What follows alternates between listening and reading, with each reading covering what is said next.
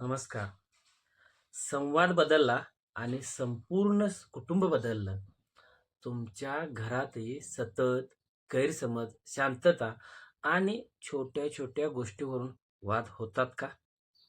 तर हा व्हिडिओ खास तुमच्यासाठी आहे. कारण मी घेऊन आलेलो आहे फॅमिली हार्मोनियाच्या तुमच्या घरातील छोट्या-छोट्या गोष्टीतून संवाद कसा साधायचा आणि त्यातून आपलं रिलेशन बिल्ड कसं करायचं.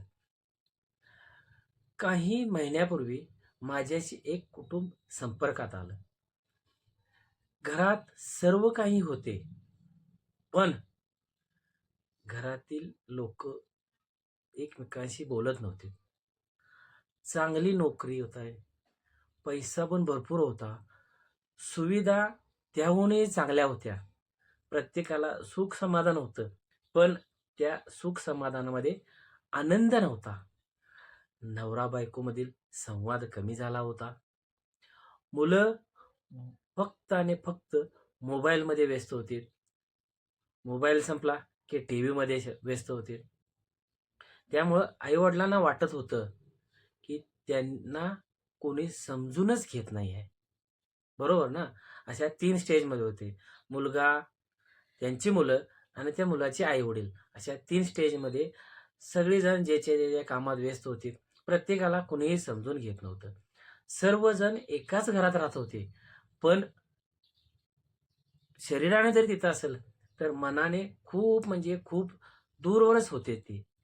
याचं रिझन असं होतं, की एकमेकांशी बोलत नव्हते. त्यानंतर मी त्यांना एक सजेशन दिलं. त्यांनी त्यांनी काही छोटे-छोटे बदल करण्यास सुरुवात केली. स्वतः इम्प्लिमेंट केल्याशिवाय कोणतीही गोष्ट शक्य नाही आहे. मग ते नातं असू दे, हेल्थ असू दे किंवा पै पैसा पण असू दे. ते स्वतः बिल्ड केल्याशिवाय होत नाही. त्यानंतर त्यांनी दररोज 20 मिनिटे फॅमिलीला टाईम द्यायला सुरुवात केली. एकमेकांचे मनापासून पहिल्यांदा ऐकायला सुरुवात केली. त्यानंतर ॲप्रिशिएशन आणि ग्रॅटिट्यूड सुद्धा प्रत्येकानं व्यक्त करायला सांगितलं. फक्त काहीच आठवड्यामध्ये घरातील वातावरण थोडं बदलून आता ते पूर्णत्वाकडे बदललं आहे. त्यामुळं काय झालं, वाद कमी झालेत, हसणं वाढलं आहे. हसणं, वागणं, सांगणं, आनंद त्यामुळं निर्माण होत आहे. आणि सर्वात महत्त्वाचं म्हणजे पुन्हा एकदा आपण एक कुटुंब आहोत, ही भावना त्या घरामध्ये निर्माण झाली आहे. तुम्हाला सुद्धा हा अनुभव जर शेअर करायचा असेल आणि तुमच्या बाबतीत जर घटना घडायची असेल, तर तुम्ही सुद्धा माझ्यासोबत एक 3 ॲक्शन म्हणजे ॲक्शन स्टेप्स तुम्ही घ्यायला हव्यात. त्यातली पहिली स्टेप आहे, की दररोज 20 मिनिटे आपल्या फॅमिलीला टाईम द्या किंवा तुमच्या दररोजच्या बिझी शेड्यूलमधून 20 मिनिटे तुम्ही फक्त आणि फक्त फॅमिलीबरोबर द्या. ना मोबाईल, ना टीव्ही, ना कोणतंही सोशल मीडिया. फक्त एकमेकांसोबत वेळ घालवायचा. दिवसभरातील चर्चा करा. तुमचे काही जुने अनुभव असेल शेअर करा. त्यांच्याकडून काही गोष्टी नवीन शिकायच्या असतील तर ते शिका.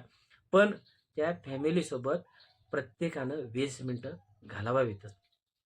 दुसरी गोष्ट, दररोज ज्या फॅमिली मेंबरमधली काहीतरी त्याने ॲक्टिव्हिटी केली, तर रोज त्या व्यक्तीचं कौतुक करा. म्हणजे त्या नात्यामध्ये सुद्धा तुम्हाला एक छोटी ॲप्रिशिएशन मेसेज देखील नात्यामध्ये मोठा बदल घडवू शकतो.